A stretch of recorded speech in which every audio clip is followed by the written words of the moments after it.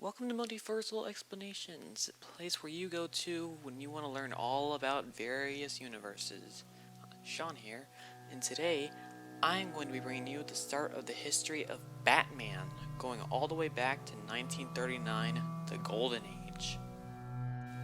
Let's take a trip back in time to 1939, when a man named Bob Kane came up with the conception of a character known as the Batman, in order to capitalize on the success of the Superman character. And although he took most of the credit, it was Bill Finger who transformed the character from a generic superhero into something more befitting of his title. Kane, as I've already stated, took pretty much all the credit for Batman, Robin, and other leading characters, even going so far as to claim in a 1965 interview that any statements saying Finger had any role were fraudulent and entirely untrue. Finger's contract left him only with a typical writing page rate and no byline, which, according to Kane, strongly discouraged him, as he felt he had not used his creative potential to his fullest. Sadly, Finger passed away in 1974, with the world none the wiser about his role in the creation of a character they so deeply admired. In 1989, Kane defended his actions throughout his life, claiming Finger never asked for his name to be written on the byline and that Kane himself never volunteered, likely due to his ego. However, he did admit to feeling immense regret after Finger's death. It was not until 2016, when Batman v Superman: Dawn of Justice and the second season of Gotham were released, that Finger would begin to be credited for the crucial part he played in the character's creation. Bob Kane's conception of the Batman was very different to what we have today. It was quite similar to Superman, featuring reddish tights, boots, no gloves, no gauntlets, a small domino mask like Robin, swinging on a robe along with two stiff wings that were sticking out, giving the appearance of bat wings. Bill Finger thought a cowl and cape would fit the character better than the simple domino mask and wings, and suggested adding gloves so the character would not leave fingerprints, and he decided to remove the red sections from the suit. Great choice in my opinion. Batman first appeared in Detective Comics number 27, The Case of the Chemical Syndicate, released in May 1939.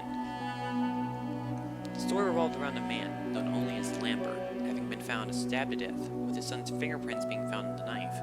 The case is investigated by Commissioner Gordon, and apparently Batman is new to town this issue, which does make sense. Long story short, the Batman does some detective work, and he ends up encountering the murderer, who he ends up knocking into an open vat of acid, starting the iconic DC trope. The Batman started out as a pretty bare-bones killer in his first appearance, but he evolved pretty quickly. He would receive his trademark utility belt in Detective Comics number 29, released in July 1939, his Batarang in Batmobile in Detective Comics number 31, released in September 1939. Then he received the origin story that we've all seen so many times. Boy watches parents get shot in an alley during a mugging. Boy vows on his parents' graves to avenge them by waging war on all criminals.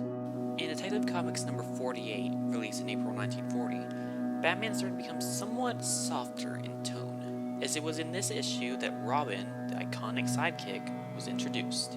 Finger conceived of the character as a Watson with whom Batman could talk with, since he was the world's greatest detective. As you could probably guess, the character was a hit. Sales nearly doubled. In Detective Comics number 40, the character would finally be called Batman and not just the Batman.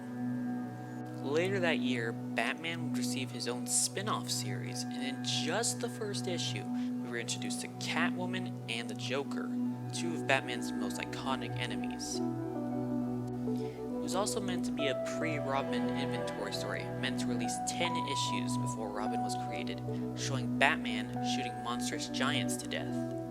This was the story that gave us the character's iconic moral code, as editor Whitney Ellsworth decreed that the character could no longer use a gun or kill.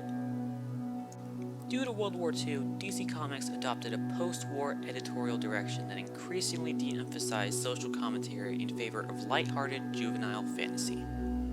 Essentially, dark, bleak, and menacing stories were a thing of the past, and Batman was made into a respectable citizen and paternal figure that inhabited a bright and colorful environment. This marked the end of the Golden Age and the start of the Silver Age, a wildly different era for comics.